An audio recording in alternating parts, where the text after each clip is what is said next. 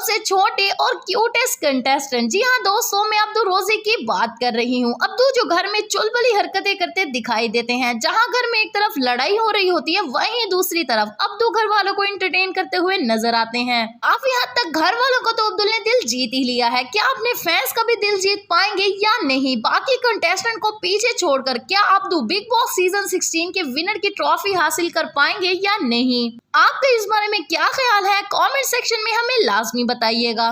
Abdu को हिंदी तो नहीं आती, कोई ना कोई घर वाला उनको हिंदी सिखाते हुए दिखाई देता है। टीना दत्ता उनको सुंदर लव सिखा रही थी। इसी के साथ ही सुंबुल गुजरी, अब्दू ने उनको सुंदर का लफ्ज पास कराया। सुनते ही सुंबुल मुस्कुरा उठी। फैंस भी इस चीज को काफी पसंद कर रहे हैं। हाल ही में अब्दू घर वालों की हेल्प करते हुए दिखाई दिए। क्लीनिंग हो या चॉपिंग, अब्दू सबकी हेल्प करते हुए दिखाई देते हैं। साथ ही साजिद खान ने उनसे कहा, अब्दू तू है तो बहुत क्यूट। इनकी क्यूट हरकतों ने घर में मुस्कुराहट बिखेर दी है।